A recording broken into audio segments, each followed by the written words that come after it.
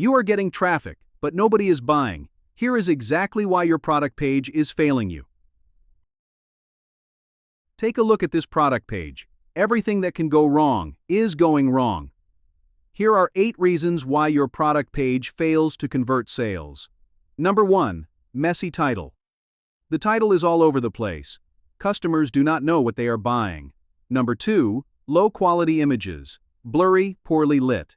Number 3. No reviews, 0 social proof. Number 4. No clear benefit/description. Nobody buys features, they buy outcomes. Number 5. Weak pricing. Nothing that creates urgency to buy now. Number 6. Basic CTA. No urgency, no reassurance. Just a button. Number 7. Overloaded specs. A wall of specifications. No normal customer reads this.